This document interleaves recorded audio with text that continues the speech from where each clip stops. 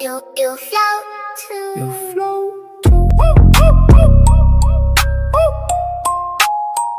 I live in your mind, call that penny for your thoughts. Took Georgie's arm, so you know I'm on and dangerous. The only way I eat is keeping fear in this town. The way kids disappear, you think that Epstein's still around. Do you want a balloon too, Georgie? Why is America not the greatest country in the world, Professor? That's my answer. You're saying Yes. You know why people don't like liberals? Because they lose. If liberals are so fucking smart, how come they lose so goddamn always? Hey. Yeah, you, sorority girl. Just in case you accidentally wander into a voting booth one day, there's some things you should know. And one of them is, there is absolutely no evidence to support the statement that we're the greatest country in the world. We're 7th in literacy, 27th in math, 22nd in science, 49th in life expectancy, 178th in infant mortality, 3rd in median household income, number 4 in labor force, and number 4 in exports. We lead the world in only 3 categories: number of incarcerated citizens per capita, number of adults who believe angels are real, and defense spending, where we spend more than the next 26 countries combined, 25 of whom are allies. Now, none of this is the fault of a 20-year-old college student, but you nonetheless are, without a doubt, a member of the worst generation ever. So when you ask what makes us the greatest country in the world, I don't know what the fuck you're talking about. What a great monologue to start a political video with. And I'll end the video with the second half of that monologue. But there's been a video going around on the internet about a man that is turned from liberal to conservative. I wanted to play that because I remember a shit ton of videos going around from all type of people that were identical to what this man describes. So here's where my problem comes in. I've never been political. And if I'd not had that accident I had 4 years ago to leave me as isolated and alone as I have been for the last 4 years, I never would have jumped into politics. Just not my thing, don't care about it. I was raised a certain way, and I believed that for 44 years. But in the last 4 years, when I actually had time to go through with a fine-tooth comb and see what people were talking about, do research for myself, I have changed my mind. And to think that I wouldn't be in this situation and I wouldn't have this thought process if I didn't have the accident I had. I mean, nothing would have happened, I'd went on working and going on with the life that I was living. There was nothing that's going to change my mind. That's kind of scary to think. And don't get me wrong, people, I'm not trying to change your mind in this video. I know it takes all kinds for this world to go around. In fact, one of my best friends in this world opposes me politically, and that's fine. I'm not mad at him for that, and I don't want him to change his mind and look at the world the way I look at the world. What I'm mad about when it comes to his politics is that I know where he's at because that's where I was 4 years ago, and he does not have time to break it down and look at all the evidence and explore all this. So he regurgitates CNN and MSNBC just like you would say I would regurgitate Fox, but I don't. I actually watch tons and tons, hours upon hours of video. When I find a subject, I've spent 19, 20 hours straight on one topic in one day. That's just what I do. I'm actually glad that Charlie Kirk was murdered, but probably not for the reason I found out. A fellow employee had wandered up to me, cell phone in hand, and asked, "Did you hear that Charlie Kirk just got assassinated?" And I, without even a moment's hesitation, responded, "Good! Fuck that Nazi white supremacist piece of shit!" I had never before witnessed such a perfectly blended expression of disgust, disappointment, sadness, and surprise, all through the window of another man's eyes, or experienced a silence so uncomfortable as the one that followed. And although that look on his face now haunts me more and more with each passing day, at the time, it only made me distrustful and upset. But little did I know that the sentence which followed would end up becoming the most profoundly psychologically impactful question that I've ever been confronted with. Have you ever actually watched any of his debates? I decided to end the conversation immediately. This man was clearly a lost cause, one of those intellectually dishonest Kool-Aid drinking types who refuses to engage in good faith with any perspective which contradicts their outstandingly narrow and propagandized worldview. And by this man, I mean me. Because I hadn't actually watched any of his debates. I was basing literally every single thing I believe about a human being with thousands of hours worth of publicly available recordings of himself openly expressing his opinions on a small handful of out-of-context clips that had been curated for me by algorithms and media organizations being funded by the political opposition. I foamed at the mouth, right along with the rest of those rabid and bloodthirsty dogs, gleefully mocking those who had been saddened by his death and downplaying the atrocity of it all by suggesting that political violence is just an unfortunate yet necessary step toward our coveted socialist revolution. That is, until I began to notice a common thread. The exact same comment being repeated ad nauseum in nearly every single online space. Have you ever actually watched any of his debates? I didn't think much of it at first. Of course right-wingers are all regurgitating the exact same talking point. They're in a cult. They're brainwashed. It was an ordinary and boring morning on the day I found out that I am a monster. In that moment where my curiosity got the best of me and I decided to click on some random YouTube thumbnail of Charlie Kirk with his goofy and gummy smile in an attempt to reaffirm my preconceived biases. And it was an unusually stressful afternoon on that very same day when I spoke to my father for the first time in years, despite the fact that he had always loved and supported me unconditionally. And it was a never-ending sleepless night, coming to terms with the fact that literally every single thing I thought I hated about the right, the bigotry, stupidity, violence, vitriol, and narrow-mindedness, was actually just an outward projection of hatred toward my own self. Charlie Kirk is my hero. He opened my eyes to the cruel and manipulative nature of our political media, brought my family back together, and taught me how to love again. And to anyone who takes issue or offense with that, I'm going to do exactly what he would have done, and challenge you to answer a simple, honest, and straightforward question. Have you ever actually watched any of his debates?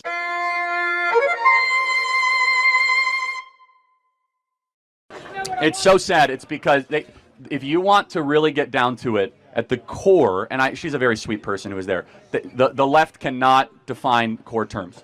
Criminal, woman, racist, democracy. Do you feel proud of yourself for debating college kids who are unprepared to speak in front of an audience like yourself? Hold on. You're 30 years old. We can agree you're 30 years old, right?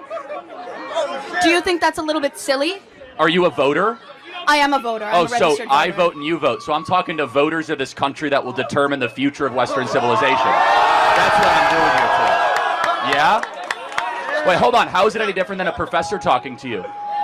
Than a professor talking to you? Who are you? Well, important enough for you to come up to a microphone. You said, well, I'm worried about some laws Congress should pass. I have to ask, what laws are you talking about? Can you be specific? I'm sorry, I'm very nervous, but this is what you do. This is what you do. You take people and you put them under the spotlight, and you. Well, hold on. I didn't ask you to come up here. You voluntarily came to the front of the line. You didn't have to do that. You're purposely antagonizing people on campus, asking people to come up by spreading your weird agenda. How? What agenda is that? I'm confused though. Again, we're having this discussion, but you're so sure of yourself you don't even know the stats. But why does that stat because you're talking about how much you have to worry. I thought this was super interesting. Bill Maher went on Howie Mandel's podcast. I like both of these guys a lot. Really like them a lot. But Howie is definitely, and I did his podcast, and he definitely still takes these crazy, I would say, confused leftist positions that he doesn't exactly know what he's talking about, but he just feels that there is systemic racism, or he feels that Donald Trump is awful, or all these things, but he doesn't have anything to back it. So now watch this. Here is Bill Maher now doing to Howie Mandel what Larry Elder famously did to me a decade ago. How many people do you think the police shoot a year? I don't know. See? So you're talking out of your ass. Well, tell me. 1,000. They shoot about 1,000 people a year. Okay. And how many of that are white people? Tell me. So again, we're having this discussion, but you're so sure of yourself you don't even know the stats. But why does that stat because you're talking about how much you have to worry about. I have to worry. My friends who are black, who are married and raising kids. Right. Here's what my personal experience. My personal experience when I took my kids out and they got their driver's license. Right. I was worried about them driving safely, and those are the discussions I had. Absolutely. Don't speed and don't take somebody. My black friends have to have an added discussion. I agree. That I've never had with my kids. If you get pulled over by the cop, make sure that your hands are there. Right. Don't reach for anything. Okay. So isn't that privilege? Okay. Again, let's not talk about. I like the word advantage better. There's something about privilege that just is. It bleeds into something that gets a little ridiculous. Advantage, I think, is a harsher thing. I think it's a realer thing. I think you guys are talking about the same thing, and you don't want to use it because of the connotation of it that's attached to it. Okay, but let's get back to the police. Okay. They shoot about 1,000 people a year, right? Right. Now, in a country of 340 million people, a lot of whom are crazy and a lot of whom are armed. I don't know if that's like a ridiculous number. There are some people the police do have to shoot. What percentage are white? 3/4. More white. Wow. But since blacks are only 14% of the population, that's almost twice the percentage of what it would be. Right. Okay. So there's a problem. There's a problem. But police also have many more encounters with black people. So you have to figure in all these things. Okay, so this is pretty wild. So you have two liberal Hollywood guys, but Bill is now taking the position of the sort of conservative, right, or the red-pilled one. Basically, like, do you have any stats to back up any of the things that you're saying? And Howie just has none. Now, I like Howie, right? Howie, if you're watching today, I like it. This is not a knock on you. I had a wake-up moment very similar to this, and it was great for me personally and for my career and everything else, because I went towards the truth. So just with that, what you just watched in your mind right here, let's throw back 10 years ago, me and Larry Elder. Give me the most blatant racist example you can come up with right now. I think you could probably find evidence that, in general, cops are more willing to shoot if the perpetrator is black. What's your data than white? What's your basis for saying that? Last year... Well, look, I know a lot of people would say, look what's going on in Chicago. I know what they would say. Yeah. I'm talking about what the facts are. 965 people were shot by cops last year and killed. 4% of them were white cops shooting unarmed blacks. In Chicago in 2011, 21 people were shot and killed by cops. In 2015, there were 7.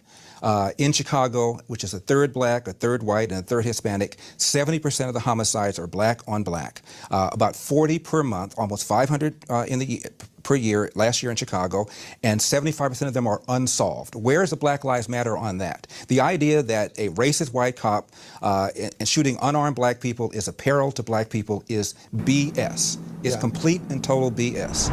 I mean, talk about a blast from the past. You know, it's a little hard for me to watch those videos. I was actually pretty sick at the time. I was dealing with that crazy alopecia thing and on all this crazy medication, so it's hard for me to like kind of look at myself. But that moment I always describe to people as my best and worst career moment at the exact same time. It was my worst career moment because I got into a debate with a guy who was ready with facts, and I wasn't ready, so that was obviously why it was my worst. And it was my best because right after that, we were at Aura TV at the time. There were a bunch of producers, and I walked right.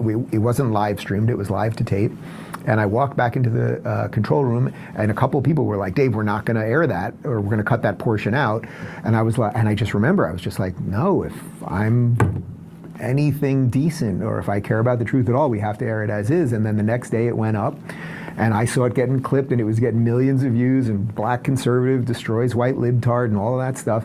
But I began my journey, right? I began the journey that then I think has led to everything else over these last 10 years. So anyway, the reason I'm showing you that is, and the reason I'm trying to connect it to what we talked about earlier, is Larry Elder was telling the truth 10 years ago. Donald Trump was telling the truth 10 years ago. Bill Maher would have never said what he said on this podcast 10 years ago. He's getting there. The point would be that we need enough people to wake up now. How about for all of the people that are going to wake up in 10 years? Well, what did Brandon Gill say before? He doesn't want his children to have to deal with this nonsense. And that's really where we should be at with all of this stuff. Like, let's start dealing with this stuff honestly and seriously, and then we could go from there. And he says that he was basically educated by Larry Elder. He wasn't lying. And when you look in the stats, if you take time out to do so, you'll understand he's not lying. But nobody does that. They turn on CNN for 30 minutes, they hear what they say during dinner, or right before dinner, or while making dinner, and that becomes their next thought process. That's what they build on. And that's it. It just keeps going. I did it 44 years, and I was so mad that I never took time out to do this. But I don't, just as probably 80% of us will not take time out. If you're living your life the way you are now and nothing intervenes, you're probably going to stay on the same path. It just is what it is. And another thing that I would like to say is, I know we just had that huge mass shooting in Chicago last weekend. A lot of people think that Chicago, DC, Los Angeles, these are the worst cities for murder. Per capita, it's not. It really isn't. Look it up, people. It's places like Louisiana, the state I live in, Mississippi, Tennessee. Certain counties in these areas have the highest per capita murder rate. And here, I'll show it to you now. Just to say, if you do your research, you don't have to look deep into it to figure it out. It's just the fact of doing it yourself. Hope you guys enjoyed the video. I know there's a lot of places you can be watching other people do other things, but you're here checking this out. I thank you for it, and I hope you come back, guys. I'll see you next time. Sure used to be. We stood up for what was right. We fought for moral reasons. We passed laws, struck down laws for moral reasons. We waged wars on poverty, not poor people. We sacrificed. We cared about our neighbors. We put our money where our mouths were, and we never beat our chest. We built great big things, made ungodly technological advances, explored the universe, cured diseases, and we cultivated the world's greatest artists and the world's greatest economy. We reached for the stars,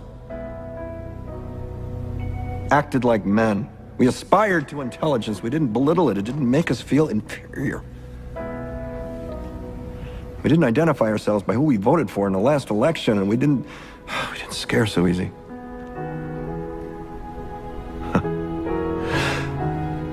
We were able to be all these things and do all these things because we were informed by great men, men who were revered. First step in solving any problem is recognizing there is one. The girls know that when a man takes a bath, his wiener floats just a little bit, just a little bit.